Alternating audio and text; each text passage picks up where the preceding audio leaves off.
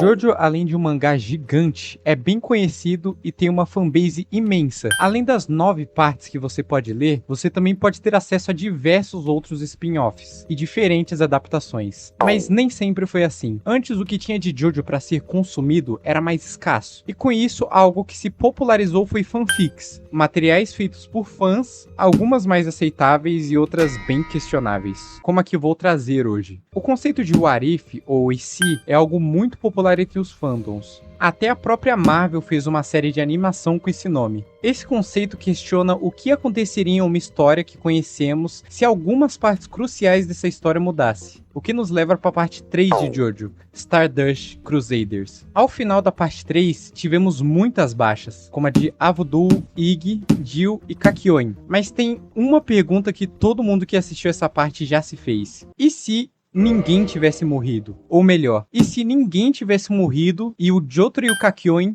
virassem namorados e fizessem amor calorosamente e constantemente? Hoje eu vou tirar essa dúvida que tá tirando o sono de todo mundo. Clampin Wonderland, ou Jojo's Bizarre Marriage Life. Algo extremamente necessário para a sociedade? Ou o motivo do mundo estar se afundando cada vez mais em desgraça? É isso que a gente vai descobrir hoje. Então já deixa o like, se inscreva no canal e já prepara o bumbum que lá vem flechas de stand na sua versão gay.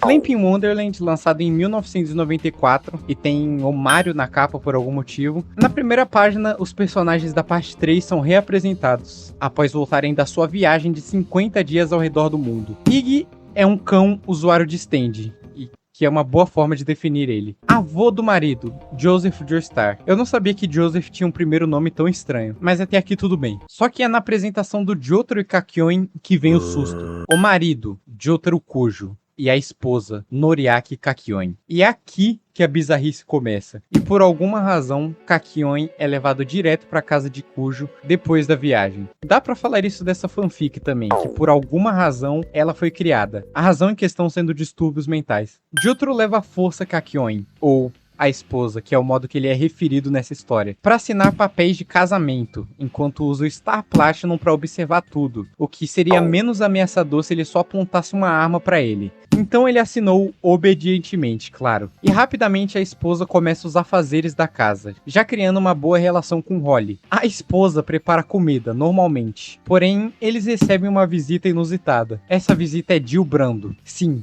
Jill Brando nessa história é o vizinho inconveniente do casal. E simplesmente spawnou na cozinha. Só começa a aceitar tudo que acontece aqui porque questionar seria em vão. Então ele fala: parece que eu, Jill, vou tomar café da manhã. Que eu consigo imaginar o Jill surgindo com uma frase dessa canonicamente. Tudo certo até aqui novamente. Ele começa a brigar com o Jotaro pelo prato de comida e a esposa fica com um mau pressentimento. Talvez seja porque tem um diabo na sua cozinha, mas só talvez. Eles conjuram seus stands para brigar por aquele prato. Então Jill apela e usa seu poder de parar o tempo e come toda a comida. Jotaro aparentemente aqui não tem o poder de parar o tempo também, o que faz mais sentido do que o anime original. Então Jotaro, além de ser um marido abusivo, também foi severamente nerfado. A comida de Kakyoin...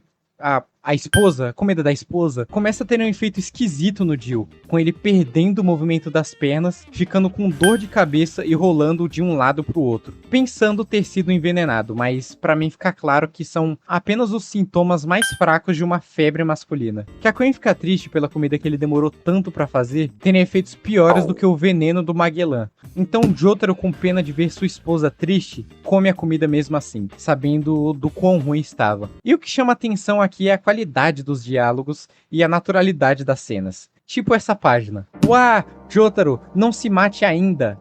ênfase no ainda. Não precisa ir tão longe. Vamos pra escola, Kakyoin. Ah, certo. Simplesmente aula completa de cinema isso aqui. Bacana a nota também falando, ambos ficaram 50 dias de faltas escolares, então acabaram ficando por mais um ano, ou seja, repetiram. E impressionante como eles pensaram em tudo. Pensei que ia odiar essa fanfic, mas tô amando cada vez mais. Na última página, Jill retorna questionando as habilidades de cozinha de Kakyoin. E ele não gosta e solta um Emerald Splash. Porque, sim, novamente, volto a repetir, não tente procurar sentido nisso, você vai enlouquecer. E o capítulo termina com uma bela frase reflexiva. Era o estômago forte do marido ou era realmente o poder do amor? De qualquer forma, Espero que fique tudo bem. Caraca, eu acho que eu vou tatuar essa frase na minha testa.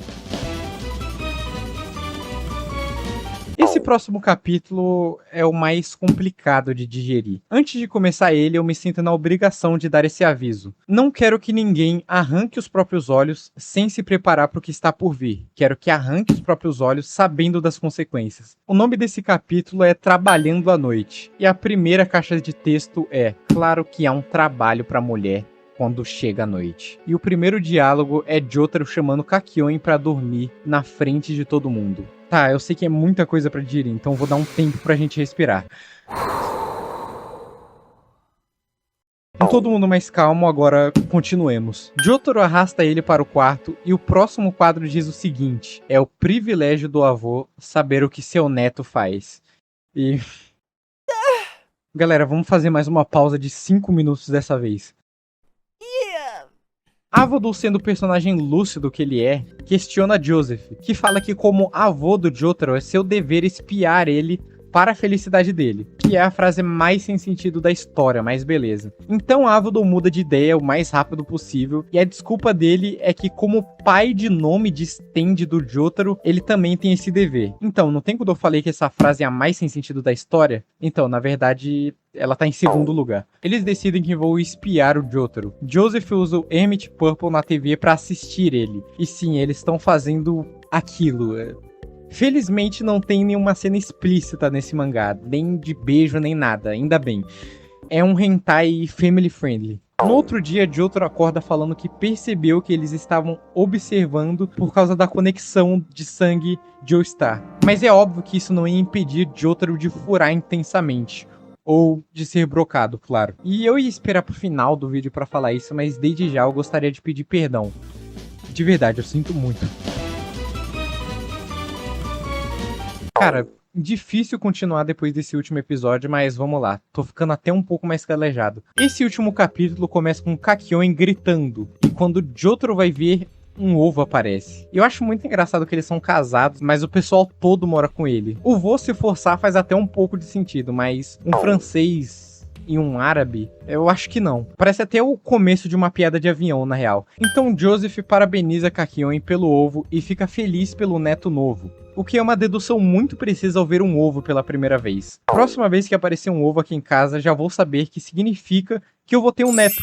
Então o ovo começa a fazer barulho. Dá pra escutar até uma voz saindo do ovo. Então é com Ura, juntamente de um soco na cara do Polnareff, que sai um bebê de dentro do ovo, com a estrela dos Joestars nas costas. O bebê de Jotaro e Kakyoin. Porém, não é de Oline. O bebê é um homem. Então, no momento, Stone Ocean, que é a fanfic aqui. A esposa aprecia seu novo bebê, vindo diretamente de um drop raro de uma loot box que ele comprou. Uma página muito fofa. Enquanto a reação de Jotaro ao ver o bebê é essa. A piada se escreve sozinha. E o capítulo termina com um texto dizendo que uma criança nascida de um ovo pode parecer um pouco maluco, mas o título é JoJo's Bizarre Married Life, então não tem problema. Ou seja, eles estão usando a liberdade de ter bizarro no nome do mangá pra fazer qualquer coisa que eles quiserem. Eu posso estar entendendo errado, mas isso é uma ameaça?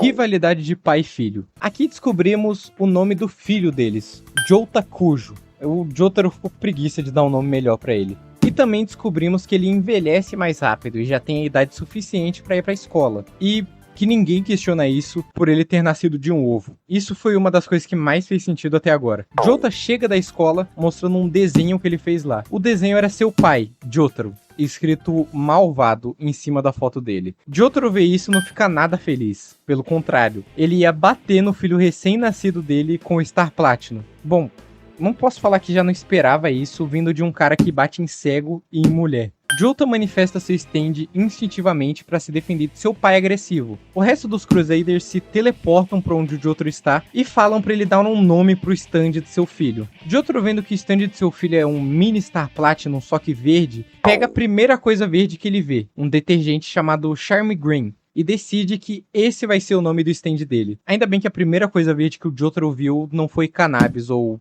o Shrek. Pode acontecer.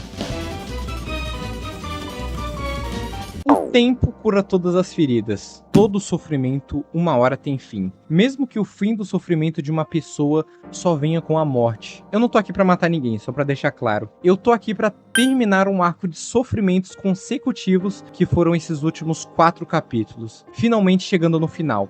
Então, eu vou tentar ser rápido. Jota agora tem 16 anos. Mas como ele envelhece rápido, na verdade ele só tem 10. E já tá no ensino médio, o que pode ser um problema no futuro, por daqui a pouco tempo ele já ficar velho e morrer cedo. O coitado tem um tempo médio de vida de um traficante. Jota usa uma de suas habilidades de stand, chamada Emerald Starfinger, o que prova que os caras fizeram isso com a bunda. Ele vai pra Morio, minha cidade natal, a mando de Kakyoin para entregar itens a Jotaro. E nesse meio tempo fez amizade com Josuke, que racha o bico quando vê que a habilidade mortal de Jota é só uns socos rápidos, igual o pai. Josuke fala que tem inveja do Jota por seu pai ser Jotaro, e pergunta que tipo de mulher é a mãe dele. E eu te respondo, Josuke, é o tipo de mulher que bota ovo. Então Kakyoin aparece. Jotaro também, do absoluto nada. Ignora totalmente seu filho e vai direto cumprimentar sua linda esposa. E dessas idas a Morio floresce a amizade de Jota e Josuke. E finalmente, fim do mangá. Finalmente conseguimos botar um ponto final nisso. Eu particularmente vejo tudo que aconteceu aqui como canon. Vai ser meio difícil assistir Jojo agora e desassociar isso do mangá original, mas beleza. Se você assistiu até aqui, desculpa. De verdade, não foi minha intenção, mas se você deixar o like e se inscrever, você vai morrer instantaneamente. Então considere, mas como última opção, claro. E vê esse outro vídeo de Jojo, que também tá bem legal. Tchau.